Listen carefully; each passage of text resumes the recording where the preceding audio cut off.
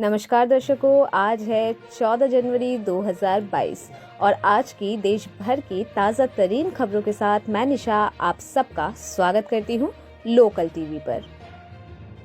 आइए सबसे पहले देखते हैं राजनीति से जुड़ी खबरें। विधानसभा चुनाव का बिगुल बजते ही उत्तर प्रदेश की सत्तारूढ़ भारतीय जनता पार्टी यानी कि बीजेपी में भगदड़ सी मच गई है। अब तक कुल 11 विधायकों ने इस्तीफा दे दिया है। इसमें स्वामी प्रसाद मौर्य जैसे मंत्री भी शामिल हैं, जिन्होंने भगवा पार्टी पर ओबीसी और दलितों को नजरअंदाज करने का आरोप लगाते हुए इस्तीफा दे दिया था। आपको बता दें कि ये सिलसिला कल भी जारी रहा। बीजेपी के 6 विधायकों ने गुरुवार को पार्टी से इस्तीफा दे दिया। कल इस्तीफा देने वाले विधायकों में विनय शाक्य, मुकेश वर्मा और सीताराम वर्मा का नाम शामिल है। वहीं योगी सरकार में मंत्री रहे धर्मपाल सिंह सैनी ने भी पार्टी से इस्तीफा दे दिया है। सूत्रों से मिल रही जानकारी के मुताबिक बाला प्रसाद अवस्थी और राम फेरन पांडे ने भी बीजेपी से इस्तीफा दे दिया है। इन सभी को मिलाकर अकेले गुरुवार को ही 6 विधायक पार्टी से इस्तीफा दे चुके हैं। बढ़ते हैं दूसरी खबर की ओर। देश का मेंटर कार्यक्रम पिछले साल अक्टूबर महीने में शुरू किया गया था। इसके तहत 9वीं से 12वीं कक्षा के बच्चों को समर्पित मेंटर उनके करियर और जीवन के संदर्भ में मार्गदर्शन देंगे। राष्ट्रीय बाल अधिकार संरक्षण आयोग यानी कि NCPCR ने दिल्ली सरकार से कहा है कि वो अपने देश का मेंटर कार्यक्रम तब तक निलंबित कर दे जब तक इसकी खामियों को दूर न किया जाए। NCPCR का कहना है कि इस कार्यक्रम से बच्चों को कुछ खतरों का सामना करना पड़ सकता है। पिछले महीने आयोग ने दिल्ली के मुख्य सचिव को पत्र लिखा था और इस सप्ताह की शुरुआत में उसने फिर से पत्र लिखकर कहा था कि जो जवाब उसे मिला है उसमें उपयुक्त तथ्य मौजूद नहीं है। आयोग ने पिछले सोमवार को मुख्य सचिव विजय कुमार देव को पत्र लिखा था, जिसमें उसने कहा जवाब में ये बताया गया है कि इस कार्यक्रम में संरक्षक मेंटर समान लिंग वाले होते हैं। ऐसे में ये बताना जरूरी है कि उत्पीड़न या यौन हमला लिंग के आधार पर नहीं होता है और ये जरूरी नहीं है कि समान लिंग के लोगों को ही बच्चों की सुरक्षा सुनिश्चित करे। उसने कहा कि खामियों को दूर किए जाने तक इस कार्यक्रम को निलंबित रखा जाए। तीसरी खबर, भारतीय जनता पार्टी यानी कि भाजपा ने उत्तर प्रदेश में 172 विधानसभा सीटों के लिए अपने उम्मीदवारों को अंतिम रूप दे दिया है। मुख्यमंत्री योगी आदित्यनाथ और उप मुख्यमंत्री केशव प्रसाद मौर्य दोनों को चुनावी मैदान में उतरने की संभावना है। आपको बता दें कि दोनों ही नेता फिलहाल विधान परिषद के सदस्य हैं। न्यूज एजेंसी PTI ने भगवा पार्टी के नेताओं के हवाले से ये बात कही है। आपको बता दें कि बीजेपी ने जिन 172 सीटों के लिए उम्मीदवारों के नाम फाइनल कर लिए हैं, उनमें से अधिकांश सीटों पर 10 फरवरी से शुरू हो रहे विधानसभा चुनाव के शुरुआती चरणों में वोटिंग होनी है। बीजेपी मुख्यमंत्री दिनेश शर्मा और राज्य इकाई के अध्यक्ष स्वतंत्र देव सिंह को भी चुनावी मैदान में उतारने पर विचार कर रही है। चौथी खबर, दिल्ली सरकार की ओर से होम आइसोलेशन में रह रहे कोरोना मरीजों के लिए योग और प्राणायाम की स्पेशल ऑनलाइन क्लास चलाई जा रही है। पांचवी खबर है पश्चिम बंगाल से। पश्चिम बंगाल के दक्षिण 24 परगना के जिला अधिकारी P उलंगनाथन ने कहा कि गंगा सागर मेले में हर साल लाखों श्रद्धालु आते हैं। कोविड को देखते हुए मेडिकल स्क्रीनिंग, सैनिटाइजेशन का ध्यान रख रहे हैं। इंटीग्रेटेड कंट्रोल रूम बनाया है। काफी संख्या में पुलिस तैनात है। 20-25 ड्रोन से जल स्प्रे करेंगे।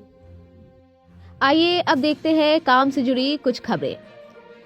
स्मार्टफोन, टीवी या होम अप्लायंसेस का प्लान है अगर आपकी, तो खरीदारी करने का सही समय आ गया है। दरअसल Flipkart big saving days cell सोमवार 17 जनवरी से शुरू होने जा रही है। 6 दिवसीय सेल 22 जनवरी तक चलेगी। सेल के दौरान डिजिटल कैमरा, स्मार्ट वॉच और ईयरबड समेत विभिन्न स्मार्टफोन और गैजेट्स पर भारी छूट मिलेगी। सेल के दौरान टेलीविजन और होम अप्लायंसेस पर भी बम्पर छूट मिलेगी। ई-कॉमर्स कंपनी ने अपनी प्रोडक्ट रेंज पर तत्काल छूट प्रदान करने के लिए ICICI बैंक के साथ करार किया है। बता दें, फ्लिपकार्ट की तरह Amazon 17 जनवरी से अपनी 4 दिवसीय ग्रेट रिपब्लिक डे सेल की मेजबानी कर रहा है। बढ़ते हैं दूसरी खबर की ओर। कई बार ऐसा होता है जब हमें पैसों की सख्त जरूरत होती है, लेकिन सेविंग्स के नाम पर हमारे पास कुछ नहीं रहता। ऐसे में हमें अपने दोस्तों या रिलेटिव से उधार लेना पड़ता है। अगर आप भी ऐसी स्थिति में फंसते हैं तो घबराने की जरूरत नहीं है। आपको किसी के सामने हाथ फैलाने की जरूरत नहीं पड़ेगी। हम आपको बैंक की एक ऐसी सर्विस के बारे में बता रहे हैं जिसकी मदद से आप जरूरत पड़ने पर पैसे पा सकते हैं। बुरे वक्त में बैंकों की तरफ से मिलने वाली ओवरड्राफ्ट फैसिलिटी सुविधा का फायदा आप उठा सकते हैं। बैंकों की ओवरड्राफ्ट सुविधा लोन लेने के ही समान है, लेकिन इसके लिए आपको किश्तों में नहीं बल्कि एक मुश्त पैसा देना होता है। ओवरड्राफ्ट एक फाइनेंशियल सुविधा है। इसके द्वारा आप अपने बैंक अकाउंट से तब भी पैसे निकाले जब उसमें पैसे ना हो। प्रत्येक ग्राहक के लिए एक ओवरड्राफ्ट सीमा तय की जाती है जो कि उसके बैंक के साथ संबंधों पर निर्भर करती है। ग्राहक निर्धारित समय तक ही पैसा निकाल सकता है। बैंक उन पैसों पर ब्याज लेता है जो कि ओवरड्राफ्ट के रूप में निकाले जाते हैं। बता दें कि जनधन योजना के तहत आपके अकाउंट में बैलेंस नहीं होने के बाद भी 10,000 रुपए तक की ओवरड्राफ्ट की सुविधा मिल जाएगी। अब देखते हैं तीसरी खबर काम से जुड़ी हुई।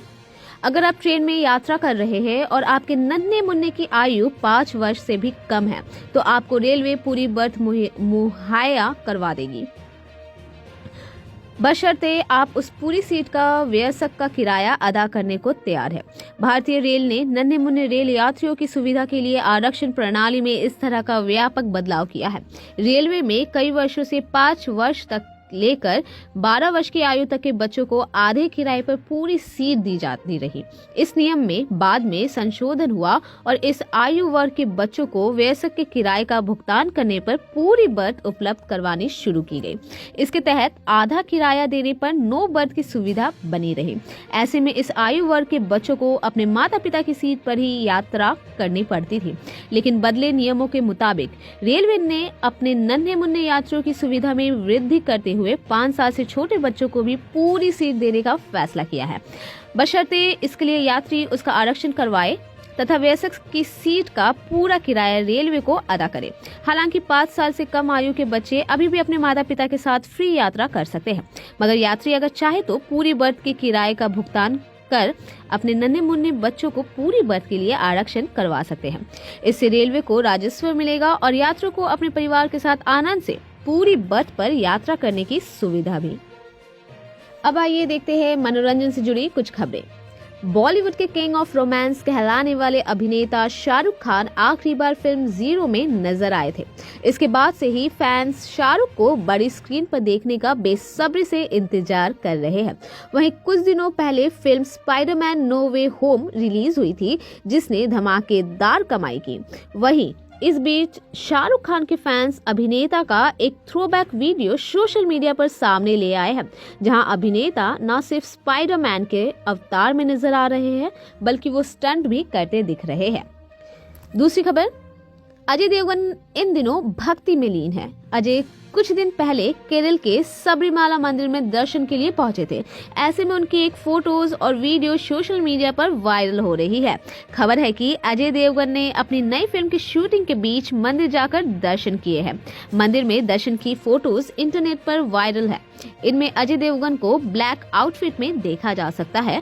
उन्होंने सिर पर कुछ उठाया हुआ है और चेहरे पर काला मास्क लगाया है। एक और फोटो में अजय देवगन को मंदिर के पुजारी संग देखा जा सकता है। पुजारी अजय के हाथ में धागा बांध रहे हैं।